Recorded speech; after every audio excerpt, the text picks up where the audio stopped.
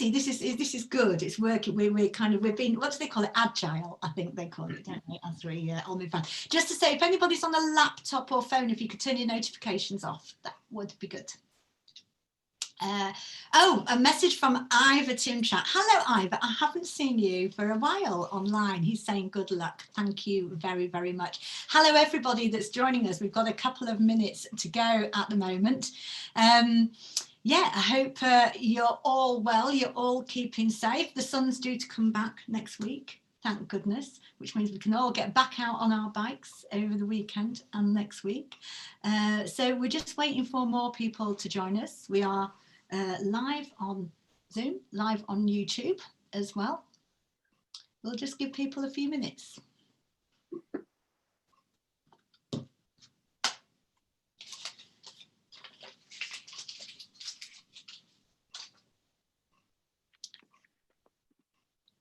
Okay, I think we may well start. Let's just have a look. We've got our participants and attendees coming through. Just having a look, we've got a few people there with us already. I'm sure more people are going to keep joining us, but let's get going, shall we? Everybody ready to get going? Yeah. Great. Well, hello everyone, welcome to this seminar. It's so amazing to have you all here. We're live on Zoom and live on YouTube as well. Just to warn you, this seminar is being recorded. In fact, this seminar was actually sold out, so we had to add more tickets. And I think that's reflective of the fact that in this strange COVID world, which, you know, in some ways is starting to move to whatever the new normal is going to be. So many of us are asking those questions about what kind of city we want to live in. And I think whether we can here in Leeds follow the kind of the lead that cities like Milan, Paris, Barcelona have been taking in we so desperately need to do to tackle the climate emergency. And of course, today we're going to be talking about how we get more of us onto our bikes to do that. Just to start off, who am I? Well, my name is Peg Alexander. I'm a journalist and a presenter, radio, TV, lots of events. And I'm also a cyclist here in Leeds, but I'm going to declare this at this point. I am not a cyclist, right? So I cycle around in my high heels and my makeup, huffing and puffing with all the hills. And if I do manage to do 5 miles in one stretch, that is a massive triumph for me. But what I do think is that I'm quite representative of the kind of people we need to get cycling if we're going to make this change. So for me, thought of an electric bike is a dream, and I've got loads of ideas as to why I don't think more of us cycle in Leeds, and I'm sure I'll be putting those in through the session. So to go to this session, the big question we're asking is, can Leeds, you know, this geographically massive and very hilly city, be a city where you don't need a car? And we've got a number of panel members we're going to be hearing from, but we want to hear from everybody else who's watching, whether you're on Zoom, whether you're on YouTube. So please do get involved. You can use the chat function to pass messages on to us, to make comments, to say things. You can also ask questions in the Q&A function. We're going to be monitoring that throughout on YouTube and also on Zoom. And we'd like to bring people in to ask questions. So we may well bring people on so we can hear your voice, and actually that you can talk to people as well. And at the end of it, the most exciting bit is we're going to hear about how you can get to try out e-bikes here in Leeds to see if it's for you. But before we go any further, I'd like to introduce Rob Greenland from Leeds By Example. Rob's the person who's put this session together for us. Thank you, Peg. Yeah, and yeah, thanks and welcome everybody. So I'm Rob. I run a social enterprise called Zero Waste Leeds, and you might be wondering why Zero Waste Leeds are running a seminar on e-bikes. But just to give a bit of kind of background, over the last couple of years, we've been working on a project in Leeds called Leeds By Example. It was a project set up by environmental charity Hubbub, with the council as the key partner, and we were a local partner on it. And if you've been in the city centre over the last couple of years, you might have seen orange and yellow bins.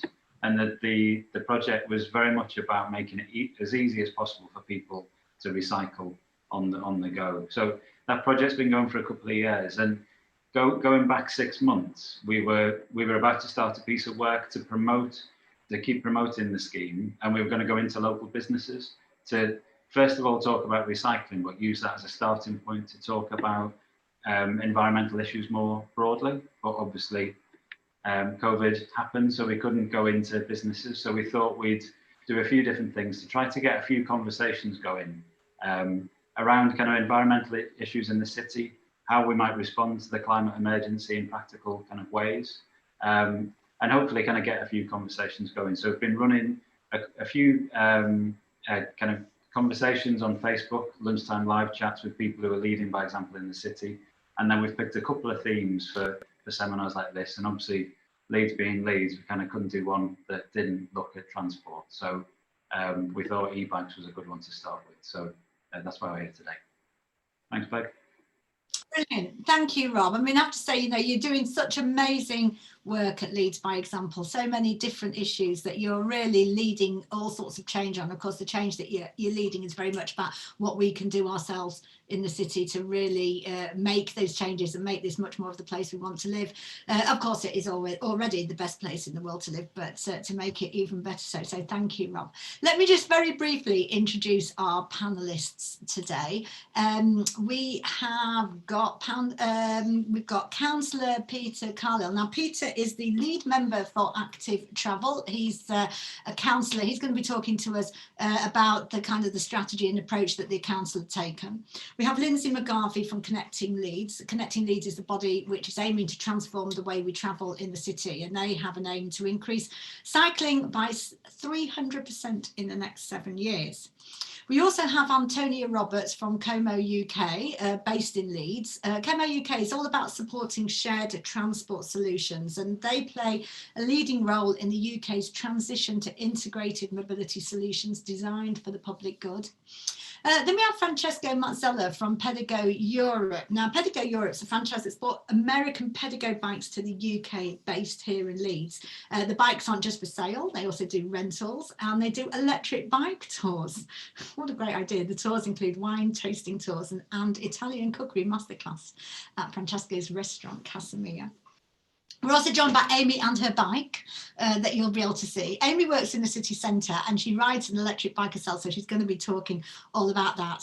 And then we have got Tom Cowan from Leeds City Council, and Tom is going to talk to us about the council's cycling support scheme and how you can get to try out an e-bike for free in Leeds. So a big panel. Just to say that hello to everybody who said hello in the chat. As I say, if anybody wants to say hello and join in the chat at this point, please do tell us where you're calling in from. Terry's come across the border. I have to warn you, he's in Greengates.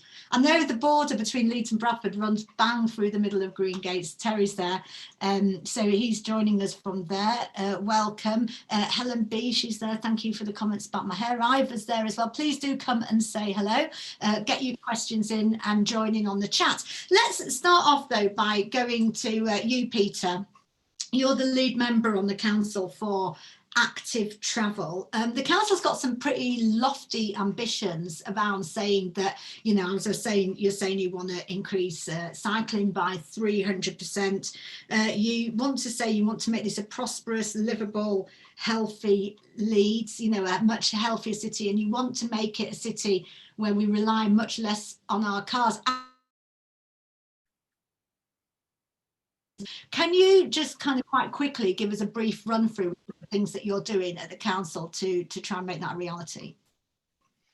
Certainly, yeah, thank you. I'll give you a brief overview of our strategy, and then I think the detail will come up hopefully as people start asking questions about what they'll see outside their front door that will change and that we've already done. So yeah, I'm Councillor Peter Carlisle. I'm the lead member for Active Travel, and in fact, I think I'm the first person to have that role that's cross-portfolio, which is a bit of a change in Leeds. So I report to Councillor Mulherin, the exec member for Climate Change, Transport and Sustainable Development, but I also report to the executive members for Public Health and Active Lifestyles. So really bringing everyone together that has something to offer and has a part in trying to get people to be a bit more active in the city, to live their lives differently and to live their lives healthier and more sustainably, which I think is a real shift from where we were before, where there was work done on transport, there was work done on health on one side, there was work done on active travel in terms of getting people more active, and actually I'm the kind of central point where that comes together. So a little bit of an idea of our overall ambition for Leeds. Well, the thing I inherited was our Cycling Starts Here strategy, which was set in 2016, effectively to inspire more people to cycle more often in the city. It has a range of things that it needs to do. We know that safety is a massive thing we need to improve. Convenience, things like cycle parking are really important just for those people that already ride. One of the major ambitions, I think, that hopefully people have seen, and I'll pop some links in the chat later for some detail, is our 500-mile ambition of majority segregated cycle route network around Leeds. That's something that is taking us a while to get there, but we're really building What's off on your that and timescale making on it that at the safer. moment, Peter? What are the planned timescales on that? So at the moment, I think we're around 150 kilometers of 800 kilometers is the 500 miles. I have to shift into new money when I'm doing what we've delivered. So 150 so far. It's worth noting, in response to COVID, we've come up with plans to implement an extra 100 kilometers of that route. So that's a huge shift from where we are at the moment. I think people will agree, in Leeds, we've got a long way to go from that vision of Leeds of the 70s as motorway city of the north. And so we have started from, I think, if you were to look at a city to make it as easy and convenient as possible for active travel, then it's true probably that you wouldn't start where we were 10 years ago, but we're really determined to make that change. So that emergency active travel work, where funding's coming from government specifically for active travel, is a great jump. And what's good to highlight, I think, is the response we've had from people on that. So we started with a consultation, an online consultation with people in Leeds where they wanted to see improvements for active travel. So that's both walking and cycling in Leeds. And we had, I think it's gone up from this, but at last check I had 20,000 comments from over 4,000 people in the city, showing just how big the appetite is to allow us to make that change. And I think there's definitely been a lot of work ongoing at the moment to get new routes put in. I'll come into more of the detail of those because I think individual schemes will probably come up to later. But Yeah, there has been a shift, and I think you'll continue to see that clear shift, because our next transport strategy that comes out does want us to be that city where you don't need a car. And when I think does that strategy come out? it was hoping to come out this year, but unfortunately the pandemic has put paid to that a little bit while we deal with some of the issues around things like public transport. I mean, it's clear in Leeds that buses are, without a mass transit system, buses are the best way we've got of moving large numbers of people around sustainably. And unfortunately, the pandemic has put pay to that being an option really for sustainable travel. So that's shifted some of the focus. I'm hoping that'll come out later this year or early next year for people to comment on, but we are really looking at that focus then being on active travel as the thing we can now work on the targets for, in order to meet our ambitions for health of the city, in order to meet our climate emergency. And yes, those targets are ambitious, but we'll get there. You'll get there. Brilliant. Well, listen, we're going to come and talk about specific questions, because I know Mike's asked quite about South Leeds there in the chat. So thank you for that, Mike. We'll keep coming back to those questions, and I'm sure at some point we'll come back. I'll give you some warning, Peter. We'll come back to that question about actually, is there space on the roads for bikes and cars as well, and do you actually have to make some decisions to reduce a bit more of the car travel? But that's a whole other question. Antonia, let me come to you. You're from Como, UK. You're based here in Leeds, though. You're all about looking at ways that we can have much better integrated mobility solutions that look at ways of sharing things. From your research and your experience, what would you say are the main things that have to happen to get people cycling and get them out of their cars? Yeah, hi everybody. I think it's interesting because when you think about cycling, a lot of the time people focus on infrastructure and cycling routes, and I'm absolutely all for that. It's really important. Actually, there's a real big barrier in terms of just getting access to a bike. Buying a bike, it might not be affordable to everybody, and it's kind of a bit of a psychological step to take. Should I make that investment? Is it right for me? So having different forms of bike sharing, having access to a bike, gives people a chance to kind of overcome those barriers.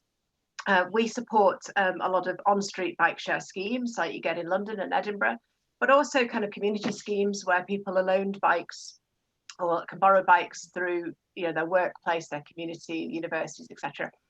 And all of these are ways in which Where we've got the on-street bike schemes, how Yeah. successful have they been in actually getting people onto bikes who wouldn't have been cycling beforehand? Massively. It's really exciting. We find around 30% of people, when we ask them, was the bike share scheme the reason you started cycling? They've said yes. Now at the moment we're still getting new data in about how that then multiplies up with e-bikes. So we've done some work around looking at what happens with e-bikes, but what we find is that bike share generally gets a wider demographic of people involved in cycling. All ages, a lot more women, a lot more equal in terms of gender split. And then e-bikes just shifts that even further. So you've got new people being introduced to cycling, and then the e-bike gives them an opportunity to introduce people that perhaps have different health issues, even just confidence issue. You know, just feeling like, will I really make it up the hill? Will I really make it? You know, along on my commute. So it gives them that confidence to carry on. And so we find that e-bikes encourage people to cycle, more people to cycle on more different types of trips, longer trips, hillier trips, and then more often, just because it isn't the same commitment. It isn't like exercise in the same way. You can choose your level of exercise, and yeah, it's just much more fun. Have we got any examples around the country of e-bike schemes, the shared sort of e-bike schemes? Because obviously I think we've all seen the normal push bikes that, you know, are around in the different cities. Have we got any examples where there's the ones on the street? Most shared bike schemes are now are bringing in e-bikes. So in London, you've got the Lime bikes, jump bikes, or really state-of-the-art, fantastic quality bikes that are, you know, incredibly popular. I think just people that just wouldn't have normally seen themselves as riding a bike before will give this a go, because, you know, it's just you've got the safety and the confidence to know that you're going to have the ability to ride it. Glasgow and Edinburgh are both bringing in e-bikes into their schemes. Brighton's got e-bikes, Cardiff, yeah. So it is the way forward. I think all new schemes. Manchester's about to procure a scheme, and it's if Manchester it's a pretty bad show if we're behind, isn't it? Really? Well, I know there's lots happening in the background in Leeds. I know there are, and I think it will definitely happen here, because I'm based here. I'm supporting the team all I can on that. Brilliant, thank you. Amy, let me just come to you at this point, because you've got your bike behind you. You're here with us because you actually cycle on your e-bike into the city centre for work every day. Well, you did. Yes, I do. So pretty much, except for really, really bad weather days, I'm pretty much on the electric bike every work day. So let me think, what's the round trip? The round trip is about 7 miles. So that's 7 miles every day, 4 days a week. That's 28 to 30 miles every week that I would not have managed on my regular bike. Let's put it that way. And then so it's, you know, because I know you have your regular bike and you do cycle on that. I mean, does it totally change how you feel when you get to work? Those days where you might just think, oh, I haven't got the energy, you know. Totally, yeah. Totally. I mean, the difference being is a day, if I come to work on, I say regular bike, but on my bike, I'd have to make sure I bring towel, shampoo, everything, so that I can have a quick shower at work. I mean, I'm really thankful that we've got showers at work. It does make a difference for freshening up and getting ready for the day after quite a bit of cycling. I think more than anything, it's actually the journey home, because we live in a bowl. That's the thing. Yes. In the city centre, right? It's great getting, you know, it's absolutely brilliant. Especially I often do travelling elsewhere, and you know, in the mornings you go to the station and it's great, and then when you arrive back at the station at 7:30, 8 o'clock at night, oh God, I've got to cycle all the way. You know, that's it. So it enables me to get home faster compared to the other bike, and actually I've timed it. It's a lot faster than taking the bus as well, and most of the time I'll actually follow the same bus route. So the difference is that obviously using a bike, I don't necessarily weave through traffic, but I can move with the traffic rather than being stuck in it. And the e-bike in particular, just allows me to tackle, even if it's just a short hill that's like a tricky incline or a tricky gradient, a particular gradient. It's so easy on the e-bike. It's you can just, if you really want to, you can just whack it up to full power and you can just zoom straight up a hill, and it makes a difference. It's the business, isn't it? Let me just ask you another quick question. I mean, what about, I mean, you've said, you know, you've got good facilities at work. Lots of people, there's been a lot of chat on social media, and I understand this, saying there's no way I would park up an e-bike in town. So if you haven't got a place to put your e-bike at work and possibly a place to plug it in and charge it, that's quite a challenge. But how have you found that? So, I mean, as you can see, I've actually got it in the office. Thankfully, we've got ample space at the minute, but even had we been operating at normal capacity, we've got some indoor bike racks actually on our floor. I think there are plans potentially for the whole building. They wanted to put some sheltered bike racks just outside the building or somewhere discreet. Which would make a big difference. And I've got to admit, it's something I would love to see more of, are proper like sheltered cycle parks, not just bike racks out in the street, but perhaps proper facilities. And I wouldn't mind paying for them at all. You know, if I could pay for really secure cycle storage that either is guarded, as it were, if somebody is there to help look after everything, or at least has really good CCTV, I'd be more than happy to pay for that somewhere in Leeds. Yeah. I mean, last time I tried to put my bike in the one at the station, which I'm happy to pay for as well, I had to get back too early from where I was. I couldn't get back in time to get it out of the station in the evening. So a major issue there. One last question before we move on. Is it cheating? No, no, I don't think so. I'll admit that, like, because I started cycling. Terry says no, it's not. I started cycling a couple of years ago, and I absolutely love it. And I love it but I love different types of cycling for different reasons, if that makes sense. So when I'm on my beautiful red bike, it's so that I can go out for a day trip and actually do the exercise and just almost in a strange way enjoy that challenge. The e-bike is there it's very functional, but also it's kind of really useful for a nice leisurely ride as well. So if I just wanted to nip to the park, I could do it on the red bike, but it is even easier and quicker on the e-bike. And in theory, it's not cheating at all because I'm actually on the bike far more often. Good answer. Good answer. And of course, you don't always have your electricity on. Francesco, let's go to you. Right? You said no, it's not cheating there. Do you go with what Amy was saying there, that actually go on an electric bike, actually people then kind of go further, they cycle further? I mean, I know that you've got these cycle tours that people will do more because they've got that little bit of help. Well, look, first, hello to everybody. I think what Antonia said, what Amy said, I can just reinforce it as a direct result to what our customers say. I started e-bikes most probably in 2012, when people looked at me like I was cheating. You know, but I can tell you, 120 kilogram I was at the time, and there was no way I would have got on a bike from city centre Leeds up to Round A. There's no chance.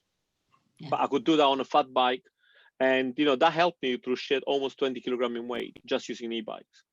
My father this year is 80. He started riding when he was 72 in Ischia on a pedigree e-bike. I mean, he had 2 knee operations, always ride the Vespa. Now, Ischia, from where we live to where he goes and look after the vineyard, is 14 kilometer continuous uphill. There is no way he would have got that in the middle of summer, 30, 40 degree without an e-bike. Yeah. Experience is that people will ride a lot longer and a lot healthier. The exercise is exactly the same. There's been several research now done by Oxford University, Cambridge University, all over the world. They prove that people using e-bike don't cheat. The actual level of exercise you get, it's the same. Okay, you don't, and you know, the thing's going to work. I mean, I can go to city centre Leeds on a folding bike, in a suit, turn up an appointment, fold the folding bike, bring me in the office, and I don't need to go and have a shower. I don't need, you know, and I only ride in dry weather, you know, so I am a fair weather cyclist. But, you know, I take my daughter to school. I mean, she's only 2.5. I mean, she wants to go on an electric bike to school, you know, and she finds it amazing. She thinks this is great fun. So I definitely not think it's cheating. The experience we've had, especially in lockdown, where we converted the outside restaurant to a pedicle store, selling, renting e-bikes, Casamia in Chapel Arton. I mean, the response we've had has been amazing. Most day we don't have any bike for rental. You know, people will come rent the bikes, and also the fact that you know, we offer people to rent the bikes, and then if they love it, they can buy the bike from us, and we deduct whatever they spend on the rental. So it's like a free trial. Yeah, great. I've seen people come in. I had the lady. She's coming by bike for me. She's not riding for 14 years. Fairly overweight, difficult to get over a bike. I spent an hour with her, going around the Chapel Arton area, tried the bike. She came back the next day and bought a brand new electric bikes. I've been in touch a couple of times. She said to me, look, it's difficult. I got confidence now. I can do 3 or 4 miles. This is somebody who wouldn't even get out of the house without a car. You know, and that's, to me, it's what the success e-bike's about. It's about getting people moving. It's not about, but I go out with a picnic. You know, my kid says, Dad, let's go from, you know, before we know, we clock 30, 40, 50 kilometers on e-bike in 2 hours. There is no way I would have done that on a pedal bike. There's just no chance, you know, because it's always worry the last hill getting back home. It's okay going away, but you always worry, will I make the last hill home? With an e-bike, you can always do. So we've got a message, a point here from Laura in the chat, which is really good, because I was going to ask you about this anyway. I know as 2-wheeler bikes, and I think I might have I just lost you there for a sec. The old internet playing up. Apologies. I know that you've got trikes as well as 2-wheeler bikes, and also I think you have done some stuff where you've been providing bikes to people with disabilities. Is that right? That's correct. We have trikes, which one of the few trikes on the market doesn't tip. So we've had people, for example, that with Parkinson's. I mean, Parkinson's is a typical example. Most people don't realize it, but actually people that use a bicycle with Parkinson's, they stop the shakes. And that's been proven now. And they don't quite know why, the research, but there are a couple of videos on YouTube. If you search CNN cycle, and you'll see amazing differences. And we had people that problem with the stability, so they use a trike. Also, people that we have a tandem, for example.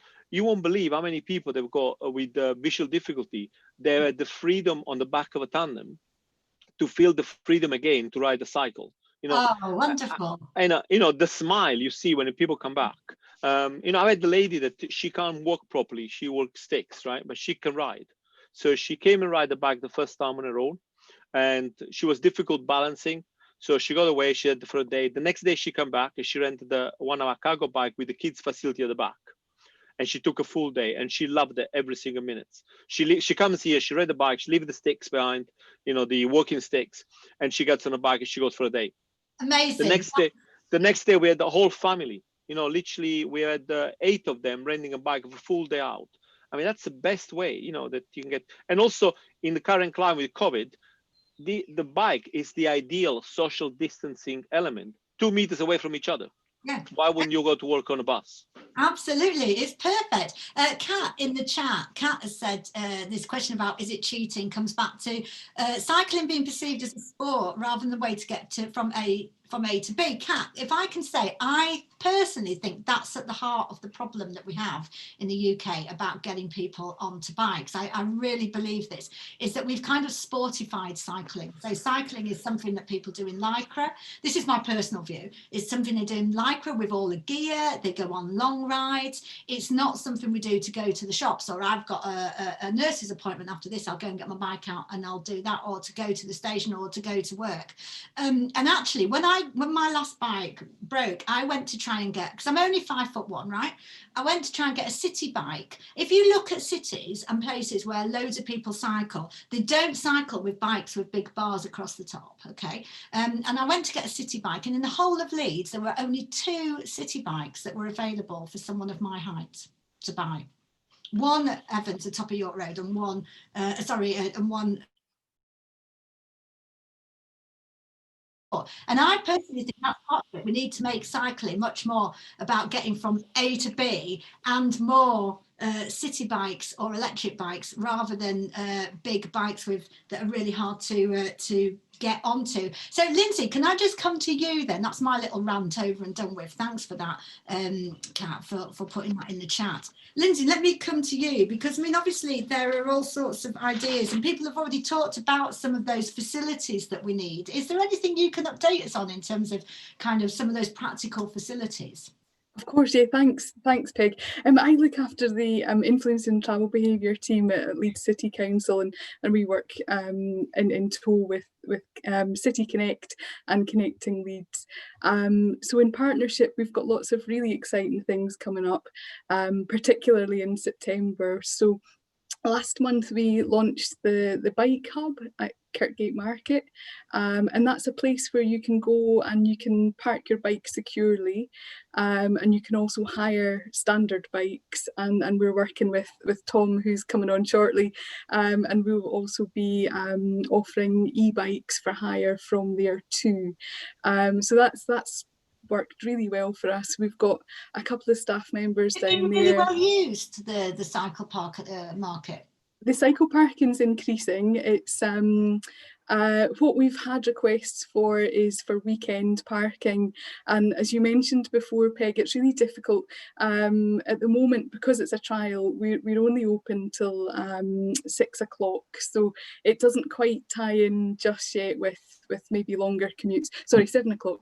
So that is something that we're doing this as a trial, and ultimately our aim would be to open hubs around Leeds, not just in the city centre where demand, where we can see that it might work. So it might not be just in those traditional locations, but it's to offer that additional assistance. So not just the loan of the bikes or the parking, but we offer now lunchtime maintenance sessions.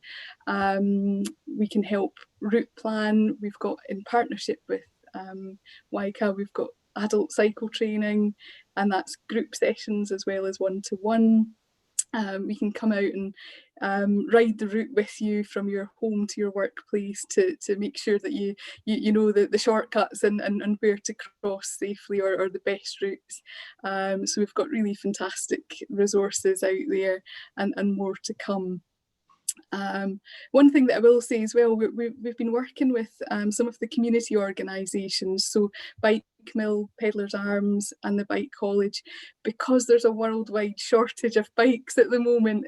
It's really hard to get your hands on them, so they work with our recycle centres, so unwanted bikes can go to the recycling centres.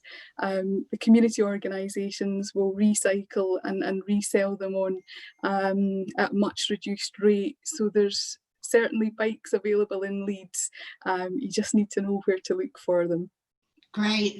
Just, I mean, I'm assuming if people go to the Connecting Leeds website, they can find a lot of that information. I know Rob's putting in the chat that we'll be putting out links and everything as well afterwards. Terry, you've made me proper laugh, I have to say, when I read your comment. I love this. Talking of cheating, he says, getting a bus isn't seen as pedestrian cheating. I absolutely love that. That is absolutely brilliant.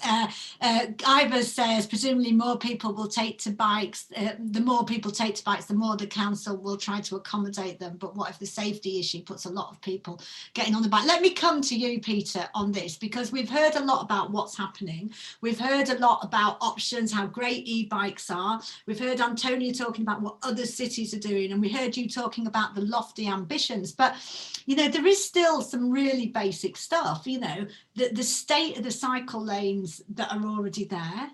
Are a real challenge. I have to say the one that I cycled down in is an absolute real challenge. And I will say this because I put it on Twitter. I mean, certain days of the month, it's absolute hell for me cycling down them because they're all over the place, you know. We've still got a long way to go with what we've got at the moment. So kind of convinced me that you know, that we're going to get the change fast enough to actually make this easy for us to cycle around.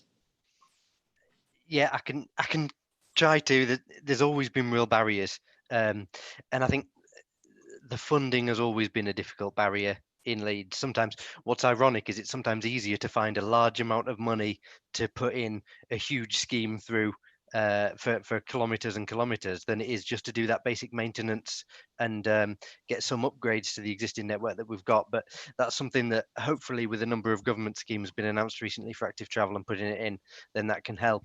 What we're acutely aware of is, yes, the infrastructure is one thing, but there are all those other barriers to people getting on a bike. So yes, you can put a big corridor in, such as I live on the Leeds Bradford superhighway route, but unless there's encouragement for people to get on their bike, training for them at one end, and then the cycle parking at the other end that's secure. And so that's why the bike hubs are a really important thing. People, I buy into your view of the people in Lycra. My job's to get the people that aren't in Lycra riding around the city. Those that are already doing it, I take my hat off to them, because I wouldn't ride on a number of routes in the city, and I wouldn't ride the 6 miles from where I am into the city centre. So that's something that we are working on. But then by the time you get there, having somewhere to leave your bike is a huge thing. People say having the safety and the security of things, even underpasses lit up at night, can affect the entire decision of someone making their journey. And a lot of that work we look to a number of different people to have. So for instance, our canal towpaths are some of our most important corridors for getting people.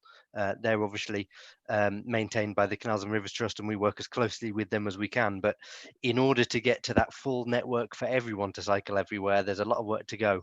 We definitely are making huge headway in the routes we could go in, but you can see that 500-mile ambition is huge. I mean, I think it's bigger than most other authorities' ambitions for that. I mean, it is a bit of a tricky thing. I mean, one day I did a bit of a straw poll. I had a look to see the people who were cycling. I think it was the Kirkstall Road I did this on in rush hour, to have a look to see how many people were fully geared up who were cycling. And I think I saw, in a very short space of time, I saw about 15 people pass me, and I think 14 of them, most of them were men, and about 14 of them were fully geared up. And I, you know, so there is an issue about it, but there is still an issue about what we've got at the moment. Helen said, I'm actually scared of the idea of cycling from Leeds 16 and travelling through Headingley. I'm with you, love, because my cycle route's down the A660 and it's not great. I doubt that I could afford an electric bike, but we'll consider this if I knew there was a cycle lane all the way to Leeds. And if I can add a cycle lane that's not full of glass, frankly, very frankly, because that is one of the big problems on that particular cycle route, certainly Monday mornings. It's absolutely full of glass. I mean, so you know, we've got these ambitions for this 500 miles, but we've still got to get the routes that we've got at the moment right, haven't we, Peter? Yeah, and quick answer on the specifics, A660 is definitely one of the corridors that we want to do and want to see as a segregated cycle route. One of the difficulties with that is it's not the widest of roads, and there's all kinds of things along there. But that's the things we're kind of fighting against in many cases. This quite old city with a number of old roads that is at the minute coping with a huge number of cars. We haven't got that mass transit system that's getting people out of the vehicles. And so that balance, as you were coming to earlier, that balance of what space we give over to cars, what space we give over to alternative methods of transport, is becoming a big issue on corridors like that, where we're already filled up of cars. We haven't got the space to put in segregated cycle facilities as well as those. So we really need to do some work on some of those roads to look how we can remove some of the cars first, then put some others in. And that's why we're quite excited about a number of the schemes we've got that are more residential schemes, but active travel neighbourhoods that we're bringing to residential areas. Because for some streets, the best way to do it is not to remove all vehicles, but to remove those that are causing problems, those that are speeding through areas, those that are rat running through residential streets. Absolutely, all of that, yeah. Getting rid of those and leaving residents driving through their streets, I don't think is too much of a problem. I'm sat in a nice area of Farsley now where there's an occasional car going less than 20 miles per hour. I'd be very happy for my 5-year-old to cycle down this street with me, but that's not the same experience in all the areas of Leeds as this car's rat running through. So I think that's one of the big things we want to focus on first. We need to sort that. Antonia, I'm not sure if I've just clicked out on my Wi-Fi, if you can hear me all right there. What advice, you know, you're seeing projects all over the country and you're seeing that. What sort of advice would you give to Leeds City Council about, it's not just about the big new schemes as well, it's also about kind of improving what we have at the moment? Yeah, I mean, I think I'd really like to see the access to bikes as a kind of core part of a transport strategy.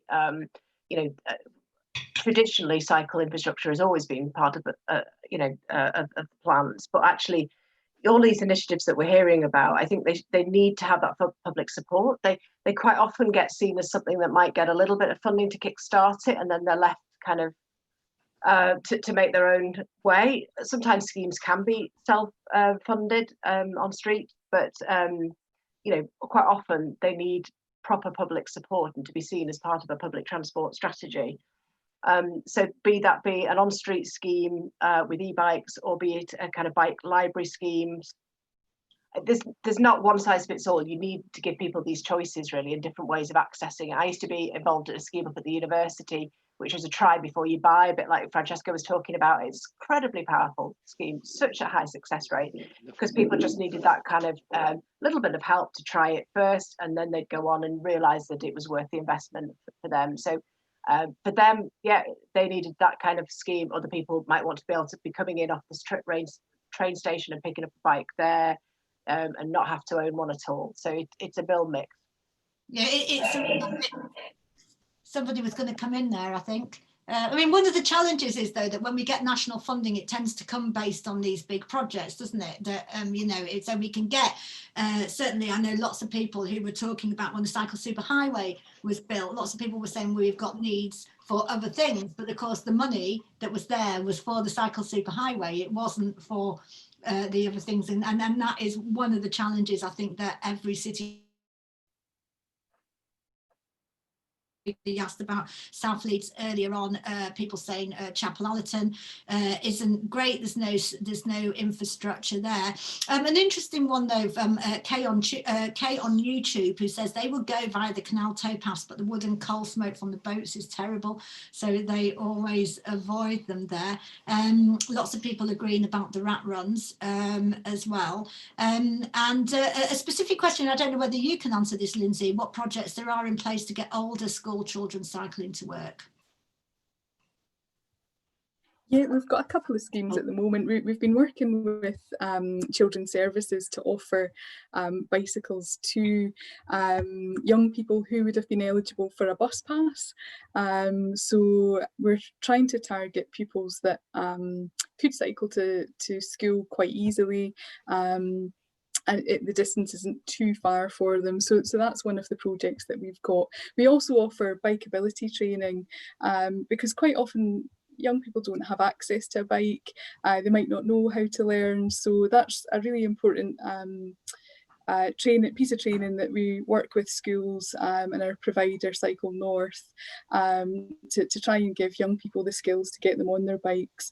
And as I said earlier, we've got the adult cycle training too, so we've got support out there, and we've also been awarded some funding through the Emergency Active Travel Fund, and we're looking at purchasing bikes for some of those projects as well. Only thing is, as I mentioned before, there's such a shortage, it might actually be December before we can even take stock of those bikes. So there are lots of things coming in the pipeline. And then also a few people have mentioned about access to bikes. We are still pursuing a public bike hire scheme, and we hope to make some announcements quite soon about that.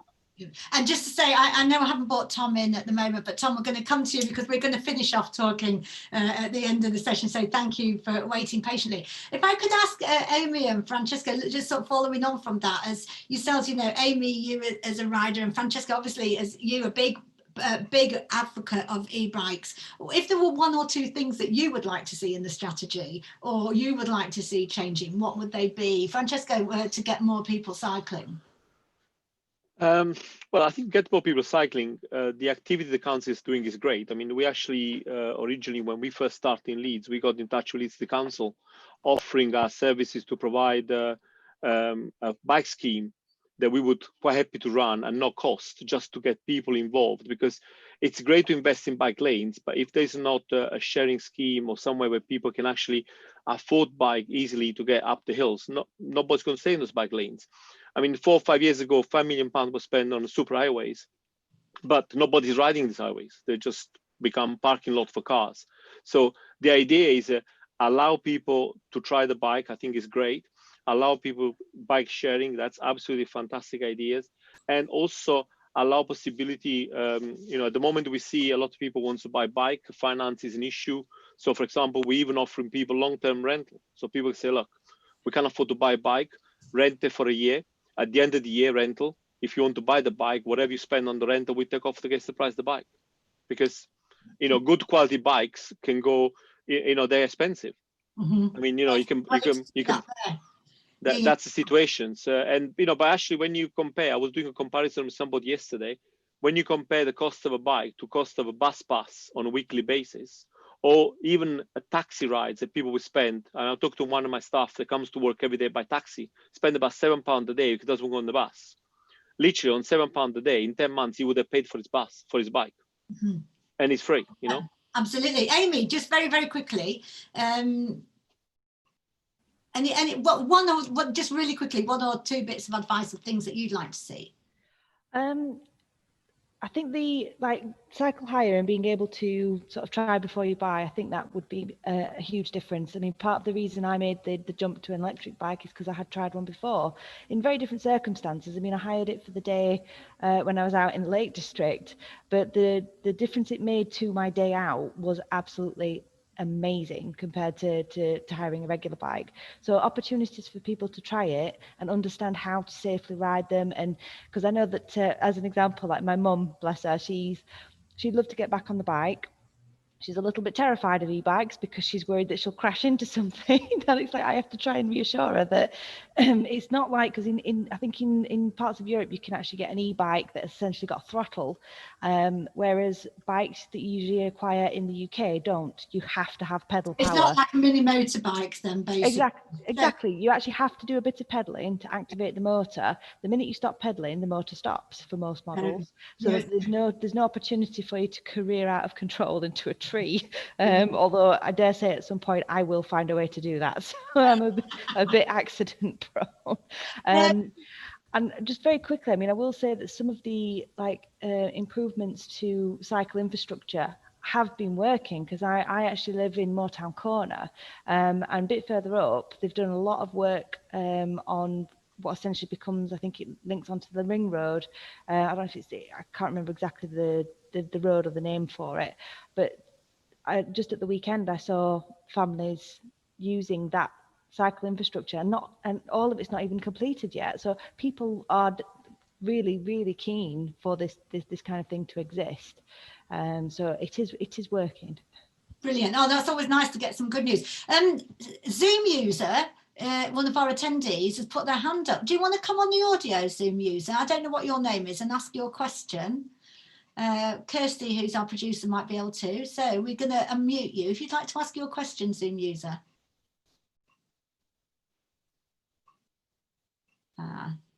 You need to either unmute yourself or... okay, well, let's see if we can sort that out. We've got another question from Kath as well, talking about Headingley, commuting from Otley, and the problems of going through Headingley there. So people kind of, talking about different areas there. As I say, we had South Leeds earlier. A question as well about insurance, which you could probably answer in the chat, Francesco.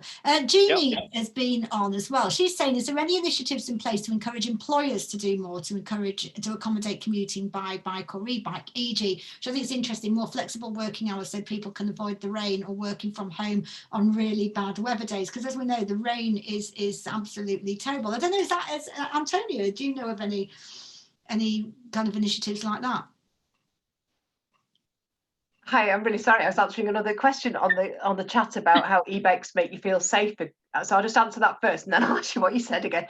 I think people feel safer generally on an e-bike because they can keep up with the traffic and they can get away quicker at light, which I think is a really important point, and as well as the infrastructure being useful. But what was your question? Sorry.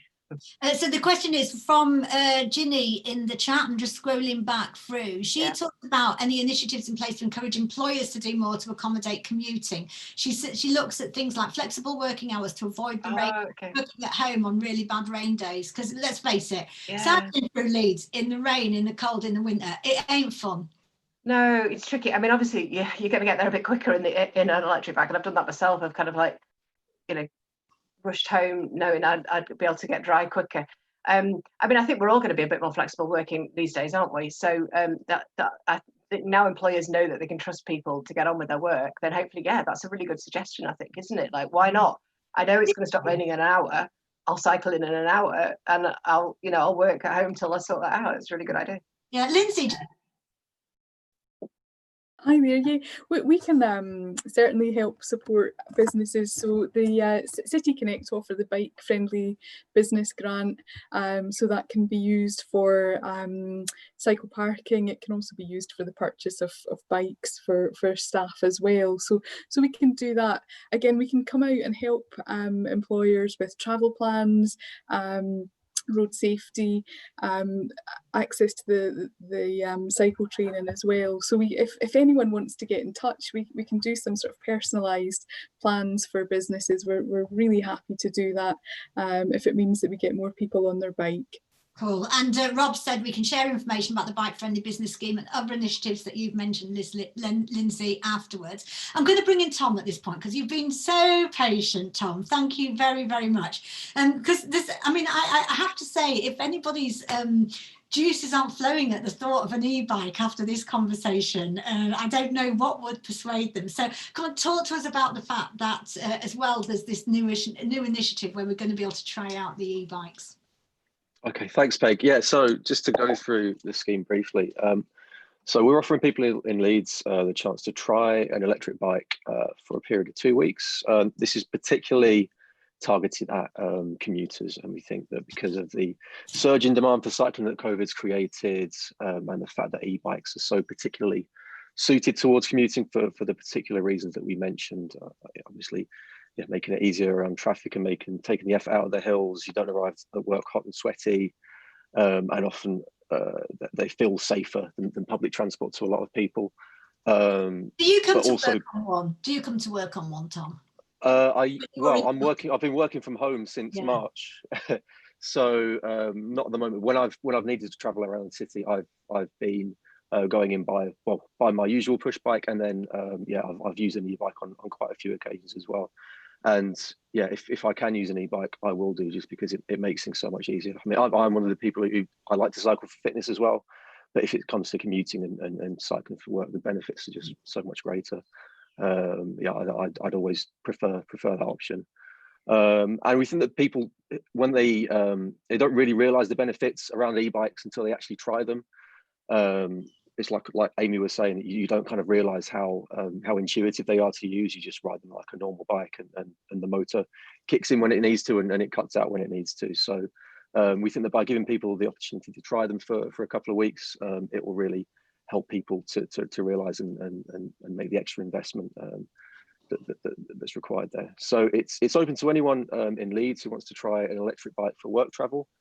We'd like you to be using the bike for 3 times a week or more, ideally.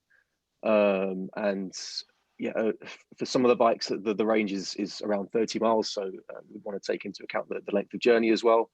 And you obviously need to be making sure that the bikes are kept secured and undercover, and that you're liable for the bike when it's with you as well.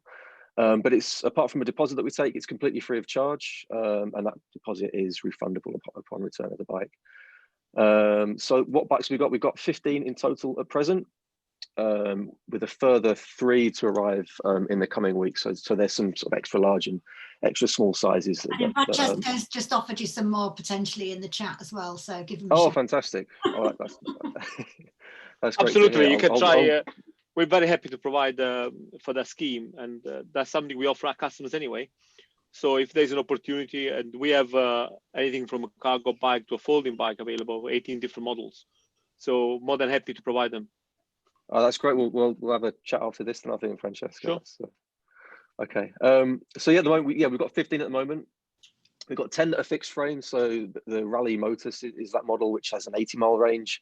It's an upright bike. It's a touring bike style. It's got a unisex frame, so we're trying to make them as suitable for as many people as possible. We've also got 5 folding e-bikes as well.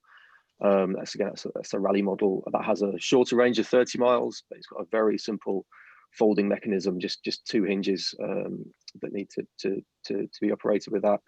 And that's to give people a more flexible option for storage. So if your workplace doesn't have dedicated cycle lockers, you can just fold it up and take it into the office. How heavy is that to actually lift up when you fold? It is quite heavy. It's heavier than a regular bike. I think it's around, off the top of my head, about 18 kilograms. So it is, yeah, you can pick it up. You can pick it up. It's quite heavy to pick up, but you can wheel it as well. So you can fold it up and sort of wheel it in. So it's not the sort of thing to lug around town. I wouldn't recommend that, but for moving to indoor storage, it's very convenient, or taken onto public transport, of course.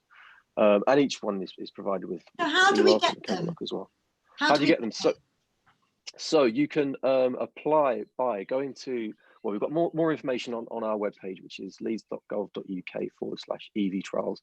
But if you want to drop us an email, I'll drop my team an email at evtrials@leeds.gov.uk and put e-bike trial in the subject. If you could provide a name, address, and a contact number, then one of our team will call you back. We'll take some details about you, how you're planning to use the bike, and if everything is okay along the lines that I spoke about earlier, we'll forward you an agreement to sign. We'll take the deposit over the phone, and then once we've got that, you'll be able to pick up the bike from the cycle hub at Kirkgate Market, which is where they're all being kept, and then have it for 2 weeks, return it at the end of that period. So the bikes are all at the cycle hub as well. So if you want to have a look at them, take a look, try one out. By all means, go down there, and the guys there will be happy to show them to you. Wow, brilliant. And so it sounds to me like there's no catches, that it just sounds like everyone's a winner. Yeah, basically, yeah. I mean, we want to encourage people to cycle. We want to encourage e-bikes as much, well, cycling in general, but e-bikes in particular, and get people to just realize the benefits, because obviously they are more expensive and they do require an additional investment. But we think that for people, when they actually get to try one out and just see how much better they are, in particular for commuting, then that really helps people to sort of make that decision and get one. As Francesco attested to earlier, and I think Amy as well spoke about how great the benefits are once you actually try them out. So that email address again, evtrials@leeds.gov.uk. By all means, get in touch, and one of the team will get back to you. ebtrials@leeds.gov.uk. Thanks for that, Tom, and thanks for sitting there. I wanted to save that to the end because it's so exciting. I mean, just to say some of the things you've sort of answered there as well, because there's been quite a lot of chat about on-street hangers and things, and that is one of the issues, is for people about where do you put your bikes. I mean, I live in a flat. Where do you put your bikes, and people having to keep bikes in dining rooms and stuff like that. It's really good to hear that you've got the folding bikes, because that potentially is an option. Obviously, you've got to have somewhere to charge them as well, so you've got to be able to plug it in somewhere. And we are just coming up towards the end, so I'm just going to come back to you, Peter, just kind of to finish off, really. So I mean, I think what people are saying is that, and looking at the chat and everything, people are saying, there's such great stuff happening. There's amazing things happening. A lot of love for e-bikes. And just to say, if anyone hasn't seen that, Amy did put in that her Fitbit says she uses as many calories on an e-bike as she does otherwise, which is really good news. People loving stuff. They love the ideas. They're pleased we've got a strategy. But we also need to sort out what we've got at the moment and take this as an opportunity now to kind of do something really different. So just over to you to kind of to finish off, if that's all right. Yeah, thank you. I think I mean, we'll take those comments on board, and thanks for the support people have given to what we've done so far, and hopefully that'll give us the support and the push to carry on and going further. Really exciting e-bikes about what they can do. When we think about the cycle strategy that Leeds was starting to put together 8 years ago or similar, we were thinking of cycling being a thing that was done for 1, 2, 3 miles maximum. Now we really can spread that out to 5-mile journeys are possible for everyone, and a lot more people. I think that's one of the main things out of it. There are a lot of people for whom just getting on a bike for a short journey is incredibly difficult, whereas an e-bike can really add to it. The one thing I'll just say, at the moment, unfortunately, they're not running, but the one thing we do have in Leeds is the Leeds Cycle Consultation Forum for anyone that wants to join. We're looking at running those meetings again in October. They're public meetings for everyone to come hear about what we're doing, and to put their thoughts in, suggest areas where we need to look at, and I'd welcome everyone to come and join in those, take part in the discussion. So I'll post a link to those for the chat. They will be online again, hopefully from October, but then when we can, we'll be meeting in person again to really gather those views of everyone. Brilliant, thank you very much. So just to say, you know, I think that theme of storage keeping coming through, and Antonio just adding there, which I think is a great way to finish up, saying an alternative to storage is bike share, and especially if we can get these dockless bikes around the place and have e-bikes there. Lots of people saying thank you very much in the chat for the session as well. I mean, I think it, you know, I think it is really exciting to hear all of this. One last comment just to finish off. This has come from Kay on YouTube, who says maybe we could build a high-speed bike route along the proposed HS2 route before HS2 itself. There you go, we won't go there. Just as an aside, as a journalist, I've spoken to many people about HS2. I haven't yet spoken to a member of the public who isn't involved in strategy or planning or isn't a politician who wants HS2, but that's kind of just a bit of an aside. I think we're just bang on coming up to 2 o'clock. So thank you so much. Thanks for the chat. It's been great to have you all in the chat. Thank you to our marvellous panellists. You've been absolutely brilliant. Sorry that Zoom user, we couldn't actually get you on the audio there. Just double checking the last chat. Oh, very encouraging we've heard. Thanks everyone, that's in the chat. So we're going to finish off now. Thank you all so much. And hopefully I'm going to see you all zipping around Leeds on your e-bikes very soon. There's probably going to be a rush on them, so it's ebtrails@leeds.gov.uk or pop into Pedicode Bikes up at Chapel Allerton, and let's wave at each other as we go cycling down the hopefully glass-free A660 or wherever we are in the bike lanes. Enjoy your cycling, everyone. Thank you so much. Thank you. Thank you. Thank you, Peg. Thanks. Thank you.